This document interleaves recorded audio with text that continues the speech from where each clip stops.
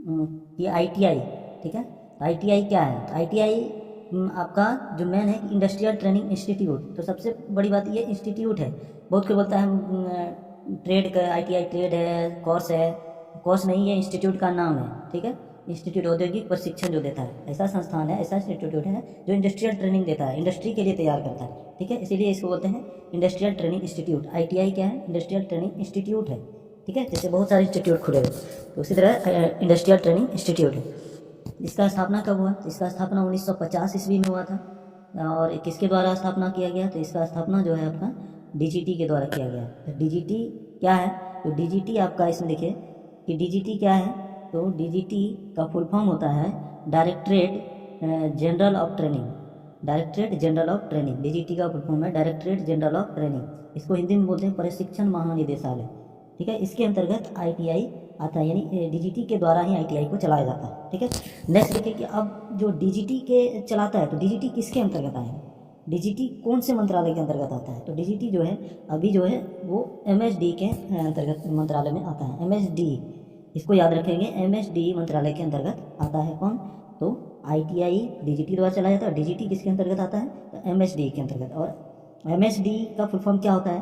तो एमएसडी का full form देखिए, एमएसडी का मतलब क्या है? तो एमएसडी का मतलब है आपका ministry of skill development and entrepreneurship, government of India. MSD क्या मिनिस्ट्री है, ये मंत्रालय है इसका स्किल डेवलपमेंट एंड इंटरप्रेन्योरशिप का, भारत सरकार का, ठीक है। यानी कौशल विकास एवं उद्यमशीलता मंत्रालय, कौशल विकास एवं उद्यमशीलता मंत्रालय के अंतर्गत आता है डीजीटी आईटीआई, ठीक है। ये आपसे कभी कोई क्वेश्चन पूछे तो आप इस तरह जवाब दे सकते हैं। नेक्स्ट आपका उद्देश्य क्या होता है? आईटीआई का उद्देश्य क्या है? एमएसडी का उद्देश्य क्या है? आईटीआई डीजीटी का उद्देश्य क्या है आईटीआई के द्वारा ट्रेनिंग देने के? तो उद्देश्य मेन है, इसमें देख सकते हैं कि उद्योगों को कुशल कामगार उपलब्ध कराना। जैसे हमारे देश में बहुत सारी कंपनियां हैं, उन कंपनियों में क्या करना है कि उनमें मैन पावर चाहिए, कुशल कारीगर चाहिए, तभी उनका प्रोडक्शन सही से होगा। तो किस तरह? तो उनके द्वारा इंस्टीट्यूट चलाया जाता है आईटीआई, जिसमें क्या है कि उसमें एक ट्रेनिंग दिया जाता है, इंडस्ट्रियल से रिलेटेड सभी जानकारियाँ दी जाती है, और उसमें फिर कंपनियाँ लेती है आईटीआई वालों को, जिससे क्या होगा कि वो अच्छे से काम कर सकते हैं। तो यही इसका उद्देश्य है हमें कि एक कुशल कामगार यानी कारीगर को बनाता है कौन? आईटीआई, और उसको लेता है कौन? एक कंपनी, इंडस्ट्री, ठीक है। ये उद्देश्य होता है एमएसडी डीजीटी का कि आईटीआई के थ्रू क्या चीज़ करना है? उद्योगों कंपनियों को उपलब्ध कराना है एक कुशल कारीगर कामगार, ठीक है। नेक्स्ट आगे चलते हैं कि अब आईटीआई का उद्देश्य ये है, ठीक है।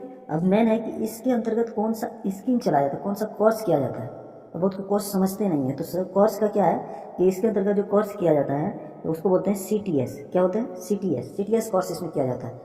तो सीटीएस का मतलब क्या होता है? तो क्राफ्ट्समैन ट्रेनिंग स्कीम। क्या होता है? क्राफ्ट्समैन ट्रेनिंग स्कीम, ये होता है।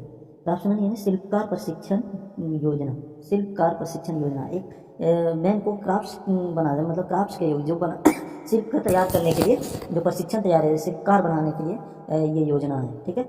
यानी सीटीएस, क्राफ्ट्समैन ट्रेनिंग स्कीम, ये याद रखेंगे। कोर्स का नाम है, स्कीम जो चलाया जाता है, कोर्स जो कराया जाता है आईटीआई में, वो कौन सा आता है? CTS, craftsman training scheme. Next है आपका, तो इसमें कोर्स सीटीएस हुआ, तो इसमें ट्रेड कौन कौन सा होता है? तो ट्रेड इसमें नॉर्मली दो तरीके से होता है। कौन कौन? एक इंजीनियरिंग ट्रेड, एक नॉन इंजीनियरिंग ट्रेड। एक इंजीनियरिंग ट्रेड और दूसरा नॉन इंजीनियरिंग ट्रेड, इसमें लिखा हुआ है, देख सकते हैं।